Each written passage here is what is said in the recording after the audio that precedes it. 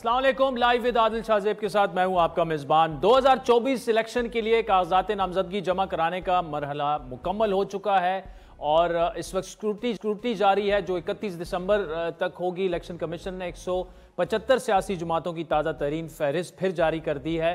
Party सरबराहान की फहरिस्त से इमरान खान का नाम खारिज हो चुका है, जबकि परवेज खटक की पीटीआई पार्लियामेंटेरियन इसमें शामिल हो चुकी है। नून लीग के कायद नवाज शरीफ ने मानसरा और लाहौर से जो है वो इलेक्शन के कागजात नामजदगी जमा कराए। लाहौर में उनका मुकाबला पीटीआई की यास्मीन राशिद से होगा, जबकि NA-19 मानसरा में उनके मद्दे मुकाबिल सेनेटर आजम स्वाति होंगे।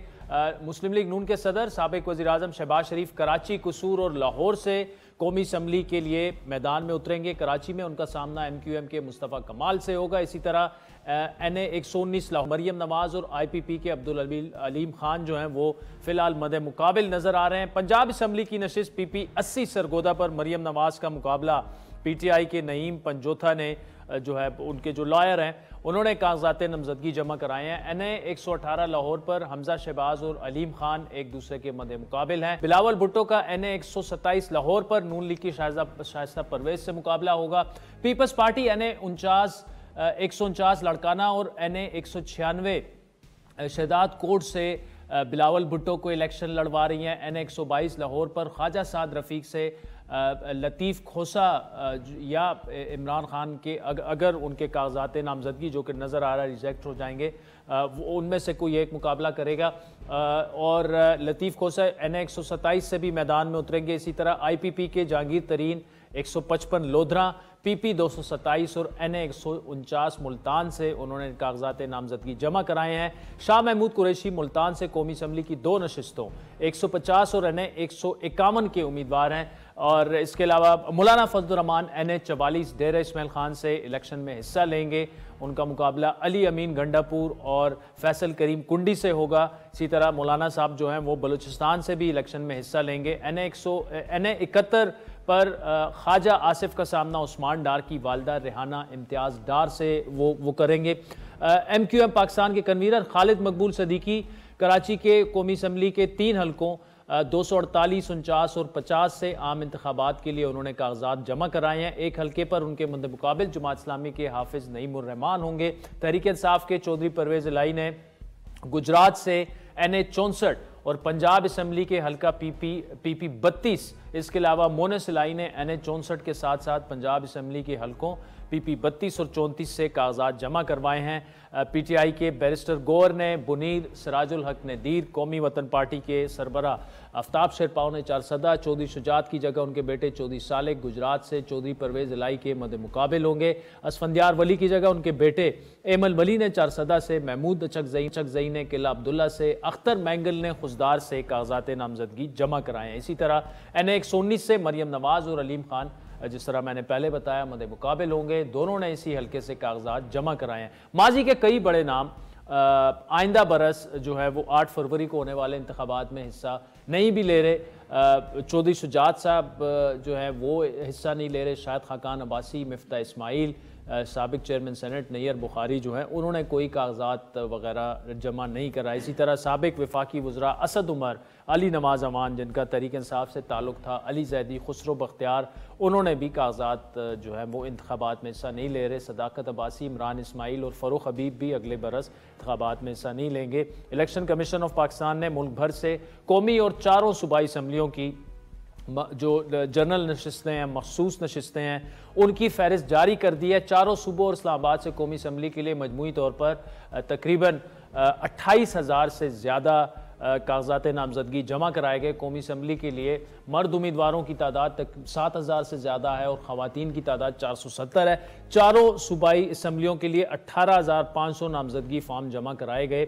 इलेक्शन मुहिम की बात करें तो सियासी जमातों की जानिब से उसमें तेज़ी आ चुकी है, लेकिन एक जो मामला है उस पर बात करना ज़रूरी है कि गुज़श्ता 2-3 दिनों से ये ख़बरें तवातुर से आई कि तहरीक इंसाफ से ताल्लुक़ रखने वाले जो उम्मीदवार हैं उन्हें उनके कागजात नामजदगी छीने गए, उन्हें कागजात नामजदगी जमा नहीं कराने दिया जा रहा। कहीं पे ये भी आया कि वकला को और जो प्रोपोज़र और सेकेंडर हैं जो कि कागजात नामजदगी पर साइन करते हैं, 2 आपको जो गारंटर्स चाहिए होते हैं, ये भी आया कि जी उन्हें भी पुलिस गिरफ्तार तक कर रही है और घरों पर छापे वगैरह मार रही है।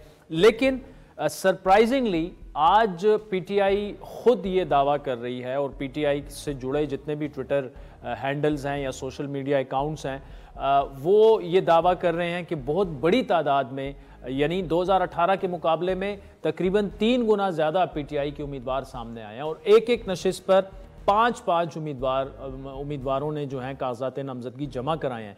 तो अगर वो कागजात नामजदगी छीने गए तो उनकी जाहिर बात है कंप्लेंट्स भी होंगी, शिकायत भी होंगी, इक्का दुक्का वाकयात हो सकते हैं। वो पाकिस्तान में इलेक्शंस में होते रहते हैं, मुख्तलिफ पार्टियों के साथ होते रहते हैं। 2018 में भी हुए थे, 13 में भी हुए थे, 2008 में भी हुए थे, इस दफ़ा भी होंगे।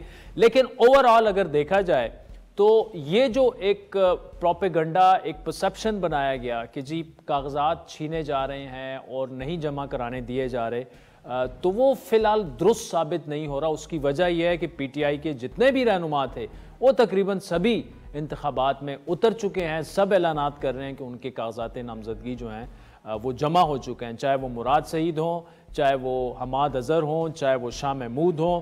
अभी तक जितने भी उनसे लोग जुड़े हुए हैं सब ने अपने कागजात जो हैं वो जमा करा दिए। तो इन तमाम मामलात पर गुफ्तगू करेंगे। नून लीग ने क्या टिकट्स के फैसले कर लिए हैं या नहीं? नून लीग ने जो रिजर्व सीट्स हैं खवातीन की, उनकी लिस्ट एक जारी की है, नेशनल असम्बली की भी, पंजाब असम्बली की। नेशनल असम्बली की जो लिस्ट जारी की है उस पर बहुत बड़ा एतराज़ ये हो रहा है कि नून लीग जो है वो क्या सिर्फ चंद ख़ानदानों की पार्टी इस वक्त बन चुकी है। गुफ्तगू करेंगे। मुस्लिम लीग नून के मरकजी नायब सदर खुर्रम दस्तगीर साहब हमारे साथ मौजूद हैं। खुर्रम साहब शुक्रिया।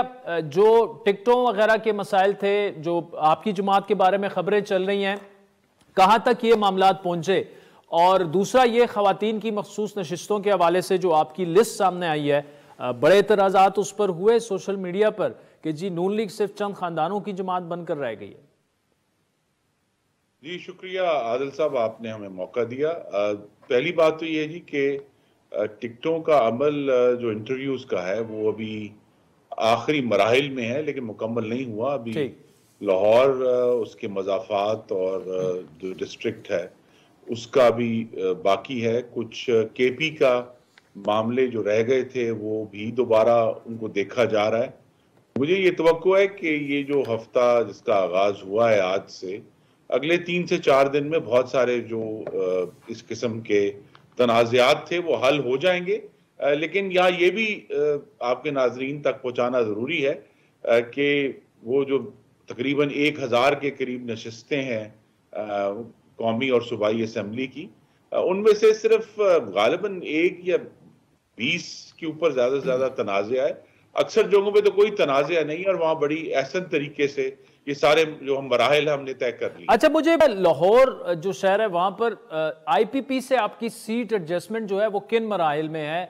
कितनी सीटों पर आपकी पंजाब में सीट एडजस्टमेंट होगी? क्योंकि लाहौर से अलीम खान इलेक्शन लड़ना चाह रहे हैं, बाकी भी उनके रहनुमा जो है वो, शायद अयाज सादिक साहब की सीट पर कुछ मामलात जो हैं वो गड़बड़ हैं, वो सीट भी शायद चाह रहे हैं। अभी तक जो है शायद आप पर प्रेशर है कि आप आईपीपी के साथ अपने मामलात को एडजस्ट करें, क्या ये दुरुस्त है?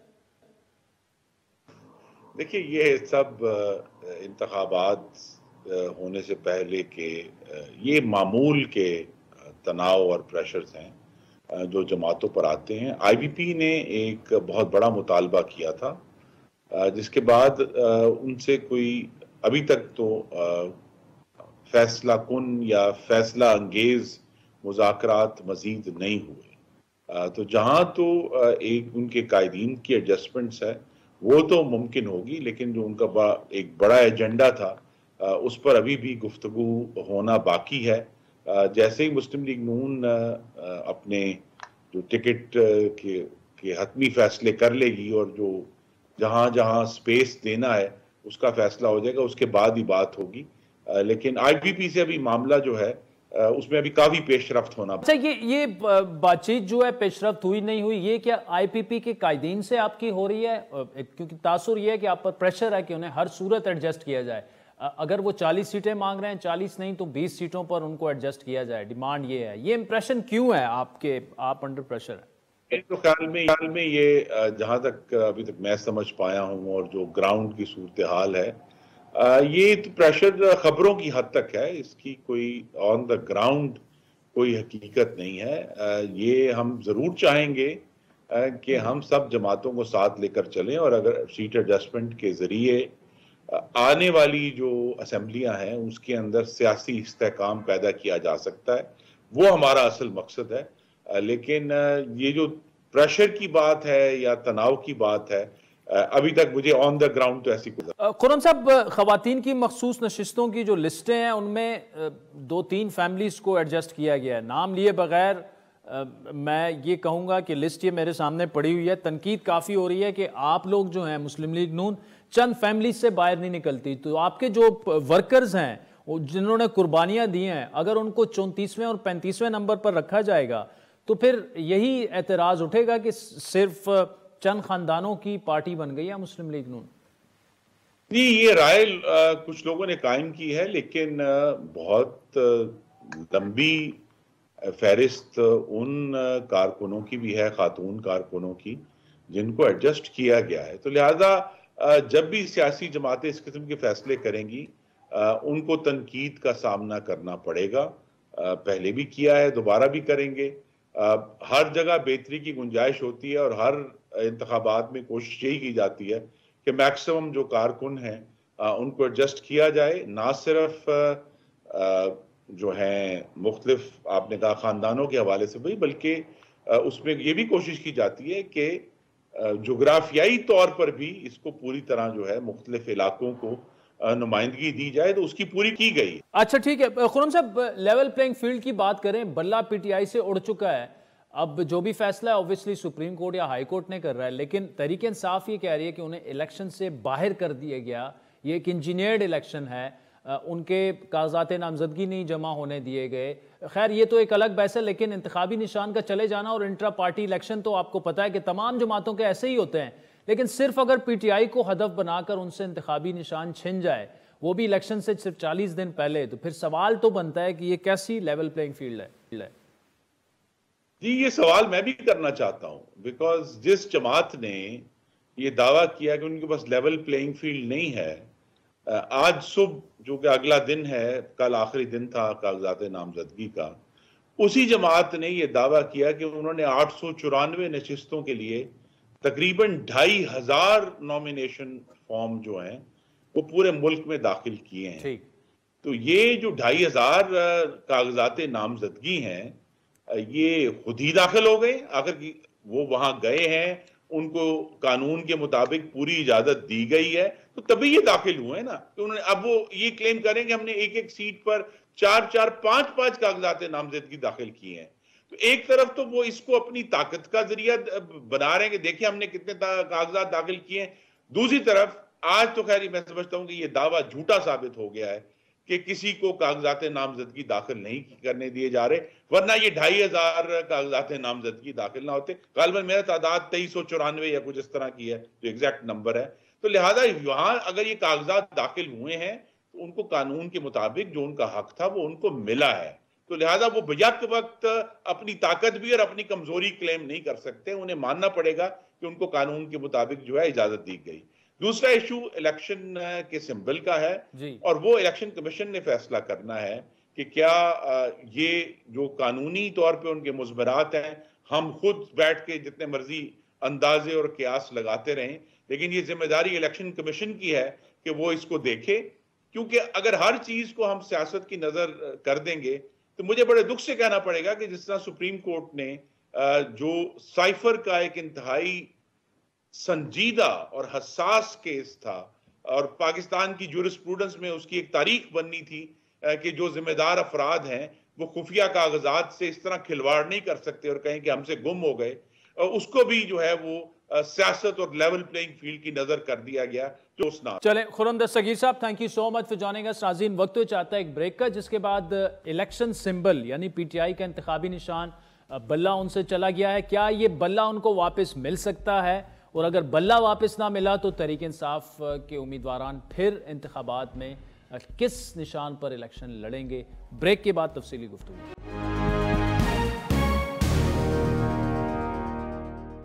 वेलकम बैक नाज़रीन। इलेक्शन कमीशन ने पाकिस्तान तहरीक इंसाफ के इंट्रा पार्टी इलेक्शन को कलअदम करार दिया और बल्ले का निशान जो है वो वापस ले लिया था। 2-3 दिन पहले जुम्मे को इलेक्शन कमीशन ने महफूज फैसला अपना सुनाया और अपनी नौइयत के एतबार से इसलिए भी मुनफरिद है ये फैसला कि इससे पहले कभी किसी जमात के इंट्रा पार्टी इंतखाबात कलअदम करार नहीं दिए गए। फैसले में ये कहा गया कि PTI आइन के मुताबिक इंट्रा पार्टी इंतखाबात कराने में नाकाम रही। आइंदा इंतखाबात में PTI को बल्ले का निशान नहीं दिया जाएगा। तहरीर फैसले के मुताबिक इलेक्शन कमीशन के पॉलिटिकल फाइनेंस विंग ने भी तहरीक इंसाफ के इंट्रा पार्टी इंतखाबात पर एतराज़ात उठाए और तहरीक इंसाफ को सवालनामा दिया, लेकिन इलेक्शन कमीशन के मुताबिक वो उनकी हिदायत पर अमल करने में नाकाम रही। तहरीर फैसले के मुताबिक PTI पर आम एतराज़ पार्टी आइन के मुताबिक इंतखाबात ना कराने था। उमर अयूब को किसी आइनी फोरम ने सेक्रेटरी जनरल तैनात नहीं किया, ना ही उमर अयूब जो हैं वो न्याजुल्लाह न्याजी को चीफ इलेक्शन कमिश्नर तैनात कर सकते थे। तहरीक इंसाफ के 2017 में मुंतखब ओहदेदारों की मुद्दत ख़त्म हो चुकी। पार्टी रिकॉर्ड के मुताबिक असद उमर PTI के सेक्रेटरी जनरल हैं। इंट्रा पार्टी इंतखाबात पर यह भी एतराज़ था कि ये इंतखाबात खुफिया कराए गए। इंतखाबात का मकसद बल्ले का इंतखाबी निशान हासिल करना था और तहरीक इंसाफ के चेयरमैन 10 जून 2022 तक इंट्रा पार्टी इंतखाबात नहीं करा सके। आपको याद दिलाते चलें कि इलेक्शन कमीशन ने 18 दिसंबर को तहरीक इंसाफ इंट्रा पार्टी इंतखाबात कलअदम करार देने की दरख्वास्त पर फैसला महफूज किया था, जबकि पेशावर हाई कोर्ट की जानिब से इलेक्शन कमीशन को 22 दिसंबर तक इंट्रा पार्टी इंतखाबात के हवाले से दरख्वास्तों पर फैसला सुनाने की हिदायत जारी की गई थी। तहरीक इंसाफ ने इंतखाबी निशान के उसूल के लिए इलेक्शन कमीशन की हिदायत पर 3 दिसंबर को इंट्रा पार्टी इंतखाबात कराए, जिसमें बैरिस्टर गौर बिला मुकाबला चेयरमैन जबकि उमर अयूब पार्टी के जनरल सेक्रेटरी मुंतखब हुए। पार्टी के बानी रुकन अकबर एस बाबर ने तहरीक इंसाफ इंट्रा पार्टी इंतखाबात के खिलाफ इलेक्शन कमीशन से रुजू किया था और इसके अलावा मजीद 2 उम्मीदवारों की तरफ से भी दरख्वास्तें दायर हुई थी, जिसमें इलेक्शन कमीशन से तहरीक इंसाफ के इंट्रा पार्टी इंतखाबात को कलअदम करार देने की इस्तदा की गई थी।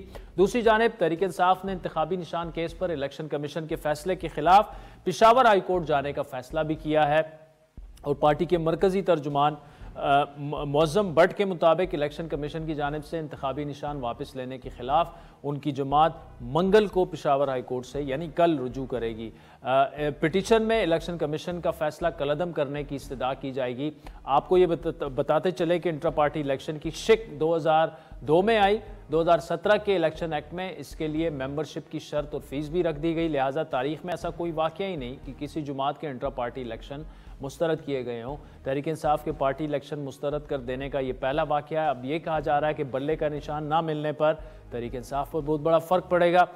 इस सारी सूरत हाल में अहम तरीन बात यही है कि क्या अब तहरीक इंसाफ सियासी जमात नहीं रही और अगर कोई रिलीफ नहीं मिलता तो तहरीक इंसाफ के पास क्या ऑप्शन है, नुकसानात की नोयत क्या हो सकती है। माजी पर नज़र डालें तो पीपल्स पार्टी का जो पहला इंतखाबी निशान था तलवार, वो बेनज़ीर भुट्टो ने तमाम इलेक्शन जो हैं वो उसके बाद तीर पर लड़े, वो उनसे वापस ले लिया गया था तलवार। 1977 के इंतखाबात के बाद बड़ा कड़ा वक्त आया था पीपल्स पार्टी पर। तो इन तमाम मामलात पर गुफ्तगू करेंगे। हमें ज्वाइन किया है जनाब कुंवर दिलशाद साहब ने, मुशीर बराए कानून है पंजाब निगरान हुकूमत के और इसके अलावा साबिक सेक्रेटरी इलेक्शन कमीशन भी हैं, और आगे चलकर हमें अकबर एस बाबर साहब भी ज्वाइन करेंगे। कुंवर दिलशाद साहब, thank you so much for joining us. पहले तो सर ये बताइएगा, ये हमने पिछले 2-3 दिनों में देखा कि फलां बंदे से कागजात छिन गए हैं, फलां वकील को उठा लिया है, तो कितनी कुछ शिकायत जो हैं आपके ख्याल में इलेक्शन कमीशन में जमा हुई होंगी या कितनी कुछ पिटिशंस जो हैं हाई कोर्ट में गई होंगी? क्योंकि एक तासुर ये भी है कि PTI का कोई ऐसा चीदा रहनुमा नाम नहीं ले सकते जिसने कागजात जमा ना कराए हों।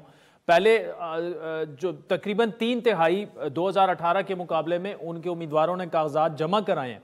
एक तो आपकी मालूमात क्या है और आपका इम्प्रेशन क्या है कि ये जो दावे थे कि इन्हें कॉर्नर किया जा रहा है, लेवल प्लेइंग फील्ड नहीं दी जा रही, उनसे कागजात तक छीने जा रहे हैं, इसमें कितना वजन है? इसमें सबसे बड़ी अहम बात यह है कि मैंने अपनी तरफ से अपनी जाती हैसियत से ही मैंने बाज रिटर्निंग ऑफिसरान से और डिस्ट्रिक्ट रिटर्निंग ऑफिसरान से, खासतौर पर पंजाब के, उनसे मैंने अपनी जाती मालूमात के लिए उनसे रब्ता किया। तो उन्होंने कहा कि जी हमारे पास कोई ऐसी शिकायत नहीं आई है, अगर हमारी अदालत से बाहर या हमारे ऑफिस से बाहर कोई ऐसा वाक़या पेश आया हो तो इसके बावजूद कागजात जमा हमारे पास हो गए हैं, उन्होंने हमें कोई राइटिंग में, कोई रिटन में कोई हमें नहीं दी। अब पूरे जिले का जो एक पूरी खुद मुख्तार है, जिसके पास इख्तियारात जो है वो चीफ सेक्रेटरी से भी ज्यादा है, वो होता है डिस्ट्रिक्ट रिटर्निंग ऑफिसर। तो उसने कहा जी मेरे पास तो कोई शिकायत नहीं आई। लेकिन इसके बाद आप ये भी देखें कि ग्राउंड रियलिटी ये भी है, तो तकरीबन 28,000 से समथिंग ज्यादा वो कागजात नामजदगी तमाम सियासी जमातों ने दाखिल कराए हैं, इसमें के PTI भी शामिल है। और इसमें बड़ी अच्छी खबर ये हुई कि इलेक्शन कमीशन को 65 करोड़ रुपया जो है वो इसमें 30,000 रुपए है कौमी असम्बली के लिए, 20,000 रुपए सूबाई असम्बली के लिए। तो वो सारा अगर कैलकुलेट किया तो उन्होंने कहा हमारे पास कोई 65 करोड़ रुपया आया जो हमने स्टेट बैंक ऑफ पाकिस्तान में जमा करवा दिया।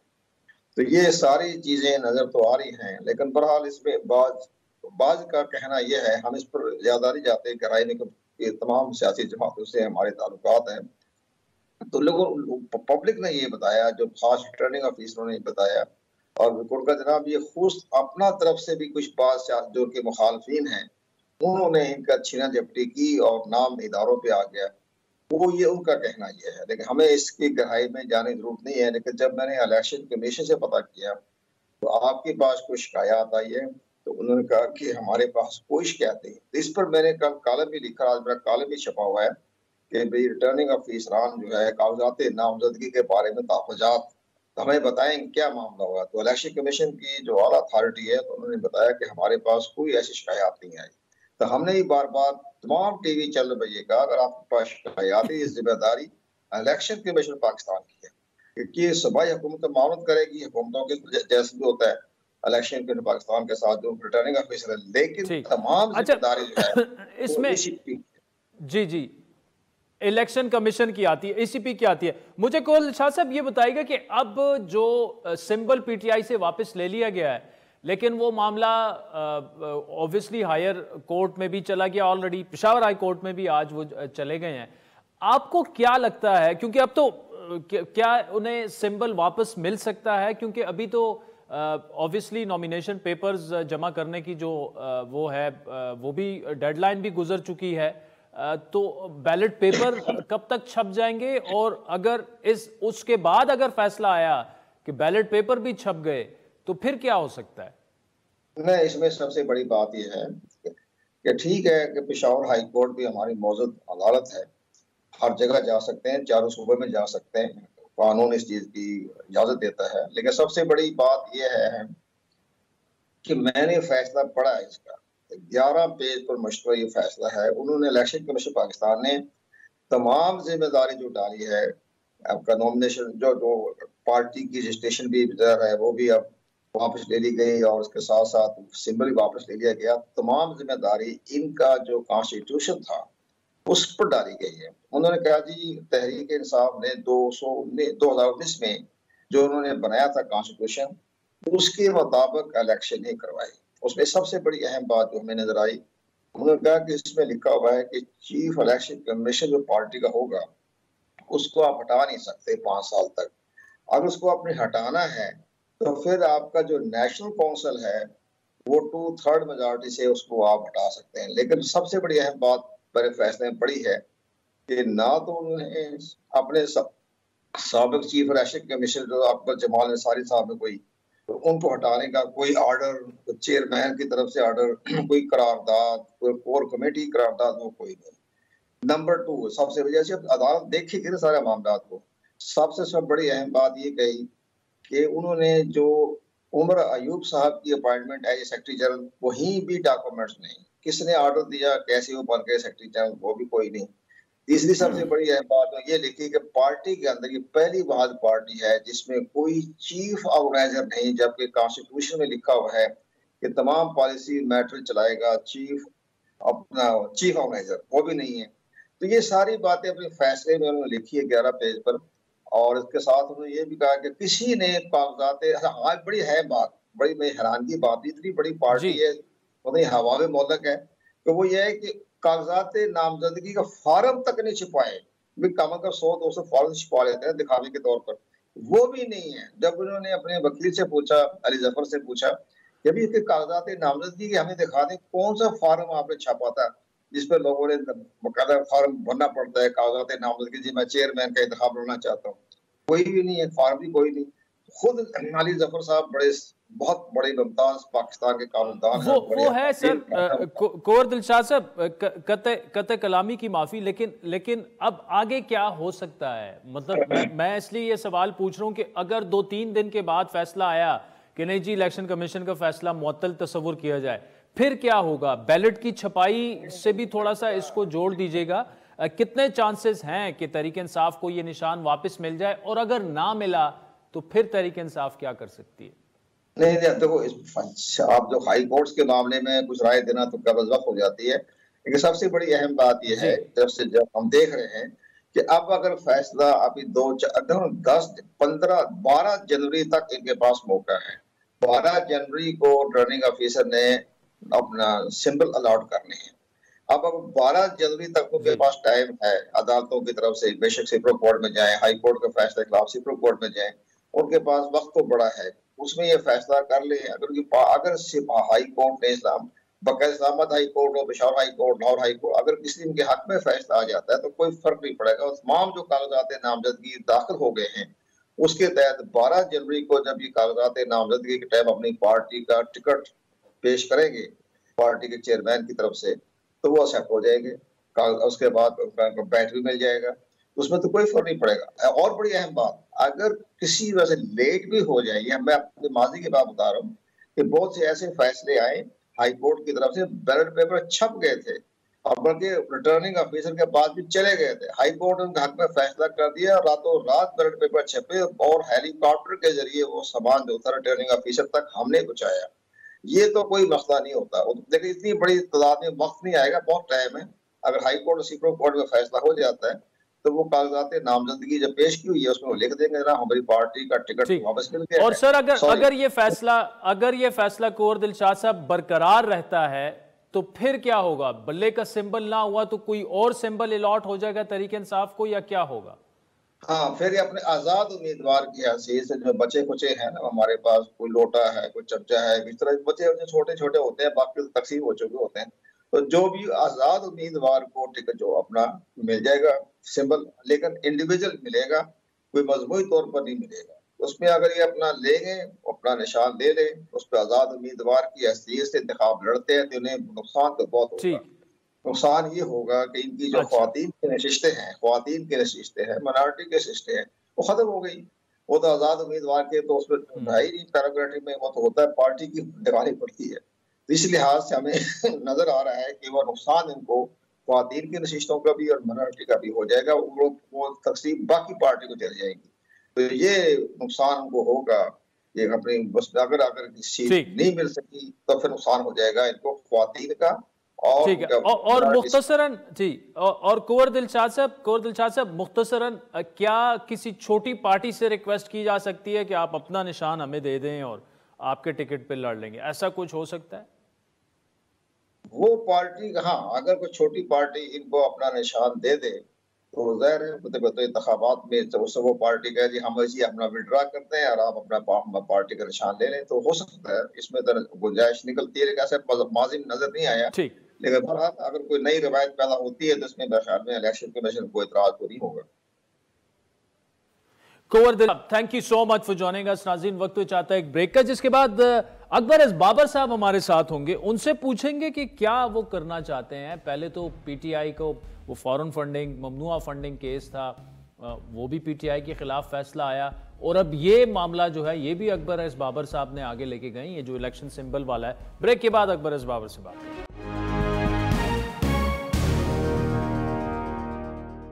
वेलकम बैक नाज़रीन। ब्रेक से पहले कोर दिलशाद साहब की तफसीली गुफ्तगू आपने सुनी। इस वक्त अकबर एस बाबर साहब हमारे साथ मौजूद हैं, किसी तारुफ के मुताज नहीं हैं, चाहे वो ममनुआ फंडिंग केस की बात हो या ये जो इलेक्शन कमीशन में पीटीआई से जो बल्ले का निशान वापस लिया गया है इस केस की बात हो। अकबर एस बाबर साहब बहुत शुक्रिया। अब अगर वे फॉरवर्ड की बात की जाए, इलेक्शन कमीशन ने निशान तो बल्ले का वापस ले लिया है, लेकिन पीटीआई अब जा रही है पेशावर हाई कोर्ट में। अब आपका अगला लाए अमल क्या होगा? क्योंकि पीटीआई का दावा ये है कि ये उन्हें कॉर्नर करने की साजिश है, उन्हें दीवार से लगाने की साजिश है, और ये इंजीनियर्ड इलेक्शंस जो हैं अब ज़ाहिर हो गया कि बल्ले का निशान वापस लेकर सिर्फ और सिर्फ तहरीक इंसाफ को नुकसान पहुंचाया जा रहा है, क्योंकि इंट्रा पार्टी इलेक्शंस तकरीबन तमाम सियासी जमातों में उसी तरह होते हैं जिस तरह तहरीक इंसाफ। तो तहरीक इंसाफ को क्यों सूली पे चढ़ाया गया? जी अकबर असबाब साहब। जी बिस्मिल्लाहिर्रहमानिर्रहीम, बहुत बहुत शुक्रिया आपने दोबारा प्रोग्राम में लिया। देखिए मामला ज़रा इससे ज़्यादा संजीदा है। ज़्यादा तवज्जो इस बात पे है कि बल्ला एज एन इलेक्शन सिंबल ले लिया गया, लेकिन ये कोलैटरल डैमेज मैं इसे समझता हूँ, क्योंकि कानून में ये है असली चीज़ जिसको हमने बड़ी मेरे ख़्याल में हमने उसको उजागर किया और पाकिस्तान की तारीख़ में पहली दफ़ा उसकी अहमियत सामने लाए हैं, वो है इंट्रा पार्टी इलेक्शंस। कि इंट्रा पार्टी इलेक्शंस की अहमियत क्या है। याद रखिए कि शफाफ इंट्रा पार्टी इलेक्शंस और शफाफ कौमी इलेक्शंस ये लाजिम और मलजूम है। जहाँ पे जिन मुल्कों में जमहूरियत है, ऐसी जमहूरियत जो लोगों के मसाइल हल करती है और लोगों को ऐसी लीडरशिप ला के देती है जो वो सलाहियत रखते हैं और वो कैपेबिलिटी रखते हैं, इंटेग्रिटी रखते हैं, जो आवाम के मसाइल हल कर सकें, जैसा कि बरतानिया में होता है। तो इंट्रा पार्टी इलेक्शंस का या अगर इसमें शफाफ नहीं होगा तो दूसरा जो है बेमानी हो जाता है, और ये है असली चीज़ जिसको हम उजागर कर रहे हैं। और इंशाल्लाह जब ये हायर लेवल्स पे जाएगा, हाई कोर्ट में जाता है या सुप्रीम कोर्ट में जाता है, क्योंकि इस पर भी मुतज़ाद इतलात हैं, कुछ इतलात ऐसी हैं कि शायद वो सुप्रीम कोर्ट में जहाँ पे भी चैलेंज करेंगे, वो उनका एक कानूनी हक है कि वो जहाँ पे इसको चैलेंज करें। तो हमारा जो असली जो डिस्कशन फोरम जो है वो हमारा ये है कि देखिए कि जो सियासी जमातें जमहूर की अलामत बनती है, जमहूरियत की अलामत बनती है, वो अपनी जमात में क्यों नहीं जमहूरियत बर्दाश्त करती? वो अपनी जमात में अपने वर्करों को ये हक क्यों नहीं? लेकिन अकबर बाबर साहब, आपकी बात दुरुस्त है कि अपनी जमात में जमहूरियत अगर एक जमात ना ला सके तो वो पाकिस्तान में जमहूरियत की क्यों बात करते हैं और कैसे बात वो कर सकते हैं? They have to lead by example. लेकिन ये मिसरा तो हर पॉलिटिकल पार्टी पे बिल्कुल दुरुस्त साबित होता है। ये सिर्फ तहरीक इंसाफ की बात तो नहीं है, पाकिस्तान की तमाम सियासी एक जमात आप मुझे उठा के देख लें, जो बड़ी बड़ी जमातों की मैं बात कर रहा हूँ, किस जमात में इंट्रा पार्टी इलेक्शंस में जमहूरियत है? बस वो नॉमिनेट हो जाते हैं, नस्ल दर नस्ल वही मामला चल रहा है। आप बिल्कुल ठीक कह रहे हैं।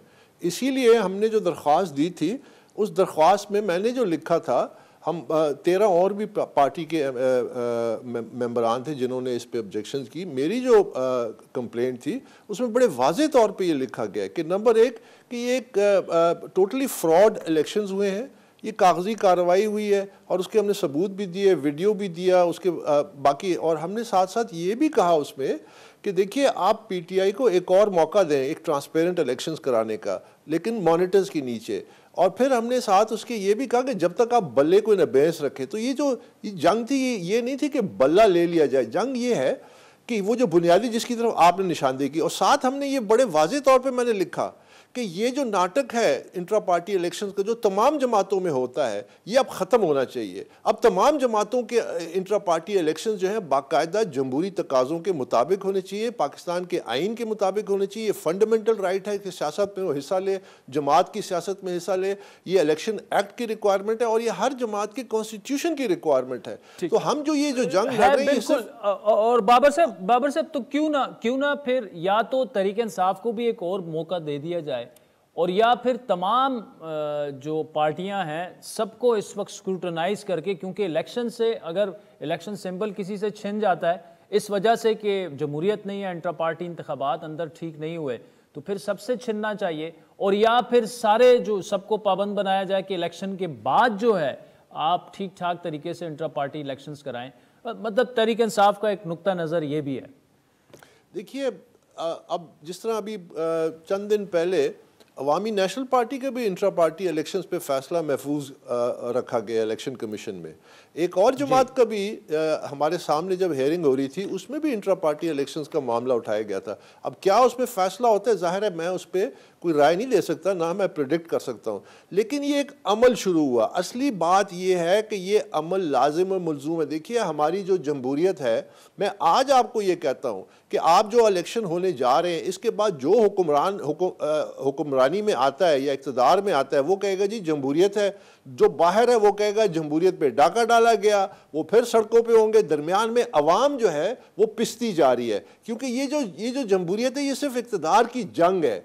हमने इसको सही मानों में एक जमहूरियत बनाना है जहाँ रिस्पॉन्सिबल लीडरशिप जमातों के अंदर से उठे, फिर वो नेशनल इलेक्शंस में सामने आए। और वो जब तक ये नहीं होगा, मेरे नज़दीक, मैं आपके सामने बड़ी बात करने जा रहा हूँ, हमारी जमहूरियत बिस्तर मर्ग पे है।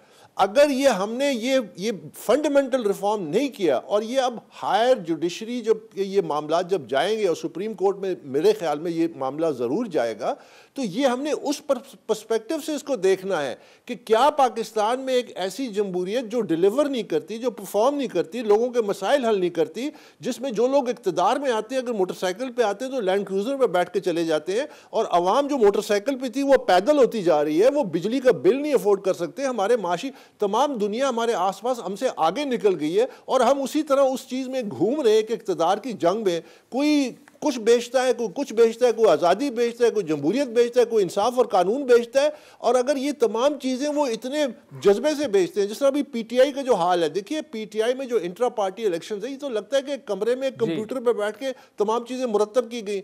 अब कौन लोग इसको मार्केट कौन लोग कर रहे हैं? वो जो अदालतों में जाके कहते हैं कि हमें आइन चाहिए, हमें कानून चाहिए, हमें जमहूरियत चाहिए, हमें फंडामेंटल राइट्स चाहिए, वो इतनी खौफनाक वायलेशन ऑफ फंडामेंटल राइट्स को अपना फेस कैसे देते हैं?